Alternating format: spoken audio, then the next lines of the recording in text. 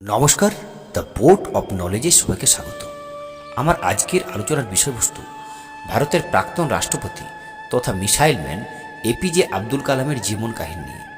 শুরু করছি এপিজে আব্দুল কালামের জীবনী কেমন ছিল সেই বিষয়ে আজকের আলোচনা। এপিজে আব্দুল কালাম, পুরো নাম আবুল পাকির জৈনুল আবেদিন আব্দুল কালাম। এপিজে আব্দুল কালাম 1931 সালের 15ই অক্টোবর পরাধীন ভারতবর্ষের মাদ্রাজ রাজ্যের রামেশ্বরমের এক তামিল মুসলিম পরিবারে জন্মগ্রহণ করেন। তার পিতা আবুল পাকির জৈনুল আবেদিন ছিলেন একজন নৌকার মালিক। তিনি নৌকা তৈরি করে স্থানীয় জেলেদের মধ্যে সেগুলি ভাড়া দিয়ে দেন। সেই সাথে সাথে তিনি ছিলেন স্থানীয় মসজিদের ইমাম এবং ওনার মাতা আশিয়াম্মা ছিলেন একজন আদর্শ গৃহবধূ।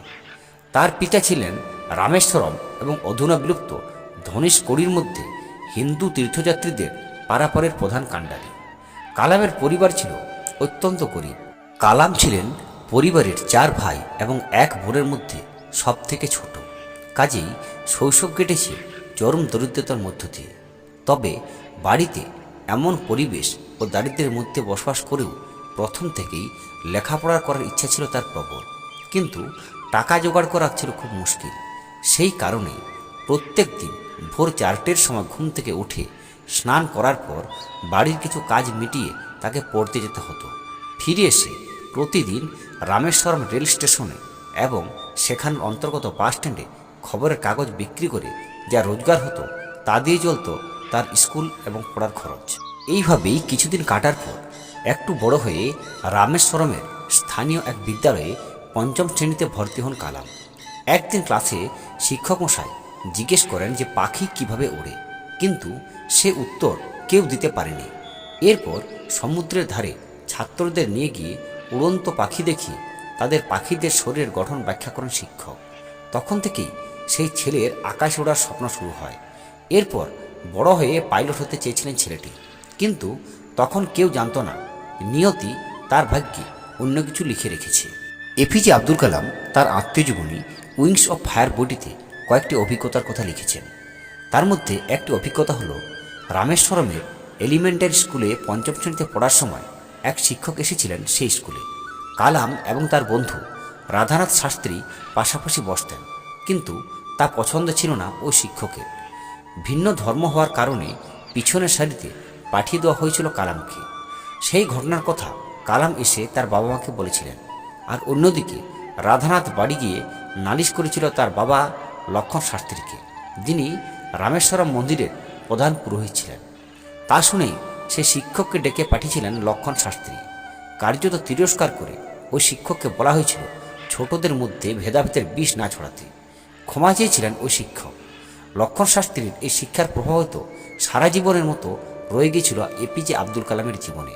কারণ লক্ষণ শাস্ত্রী ছিলেন কালামের বাবা যে মসজিদের ইমাম ছিলেন তার পাশে এক মন্দির ছিল, সেই মন্দিরের প্রধান পুরোহিত। এছাড়াও ছোটবেলায় কিভাবে রোজগার করতেন সেই বিষয়ে কালাম লিখেছেন যে ছোটবেলায় নানা ধরনের কাজ করেছেন তিনি। 1939 সালে শুরু হয় দ্বিতীয় বিশ্বযুদ্ধ। তখন তার বয়স ছিল মাত্র 8 বছর। সেই সময় হঠাৎ তেঁতুল বীজের চাহিদা খুব বেড়ে গিয়েছিল। তখন তিনি সারাদিন ঘুরে তেঁতুল বীজ জোগাড় করে সেগুলি দোকানে গিয়ে বিক্রি করতেন। এছাড়াও খবরের কাগজও তিনি বিক্রি করছেন। এরপর রামেশ্বরম ছেড়ে কিভাবে গেলেন? ভারতের স্বাধীনতা তখন আসন্ন। সেই সময় নিজের জীবনেও বড়সড় পদক্ষেপ করেন এপিজে আব্দুল কালাম। রামেশ্বরম ছেড়ে জেলা সদরে পড়তে দেওয়ার সিদ্ধান্ত নেন তিনি। সেই সিদ্ধান্তকে তার বাবা মা স্বাগত জানিয়েছিলেন। এমনকি কালামের মা আশিয়াম্মাকেও বুঝিয়েছিলেন তিনি। ভিন্ন শহরে পড়তে গিয়ে মন খারাপ হতো তার, তবুও বাবার স্বপ্ন সফল করতেই জেদ ধরে পড়াশোনা চালিয়ে গিয়েছেন তিনি। এরপর স্কুল জীবন শেষ করে সেন্ট জোসেফ কলেজ থেকে বিএসসি ডিগ্রি লাভ করেন কালাম। তারপর তিনি বোঝেন যে পদার্থবিদ্যা তার বিষয় নয়, তার আসল বিষয় হচ্ছে ইঞ্জিনিয়ারিং। এই জন্য তিনি ভর্তি হন মাদ্রাজ ইনস্টিটিউট অফ টেকনোলজিতে। কিন্তু বাদ সাথে তার আর্থিক অবস্থা, প্রয়োজন ছিল 1000 টাকা, কিন্তু তার বাবার সেই অর্থ দেওয়ার সামর্থ্য ছিল না। তখন ভাইয়ের পাশে দাঁড়ান তার বোন জোহরা। নিজের গয়না বন্ধক দিয়ে কালামের হাতে ভর্তির টাকা তুলে দিয়েছিলেন তিনি।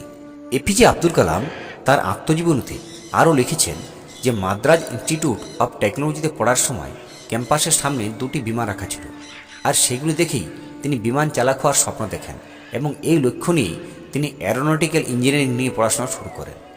এরপর জানব ওনার চাকরি জীবন কীভাবে শুরু হয়েছিল।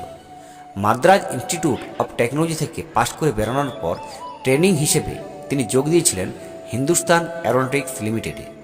বিমান বাহিনীতে যোগদানের ইচ্ছা ছিল তার, কিন্তু ইন্টারভিউ বোর্ডে তিনি ব্যর্থ হন। পরবর্তীকালে তিনি লিখেছেন, প্রবল আশাহত হয়েছিলেন তিনি, মুষড়ে পড়েছিলেন। সেই সময় তার সাক্ষাৎ হয় স্বামী শিবানন্দর সঙ্গে। তার পরামর্শেই ফের নিজের মনের জোর ফিরে পান তিনি। নিয়তিকে মেনে এগিয়ে চলার পরামর্শ দিয়েছিলেন স্বামী শিবানন্দ।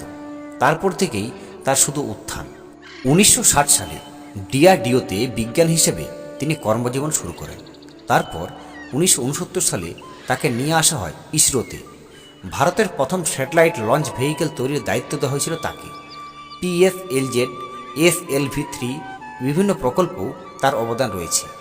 আজ ভারতের যে সামরিক শক্তি তার অনেকটা নির্ভরশীল ক্ষেপণাস্ত্র সম্ভারের উপরে। এই ক্ষেপণাস্ত্র সম্ভারের অনেকটা কাজেই এপিজে আব্দুল কালাম করে গিয়েছিলেন।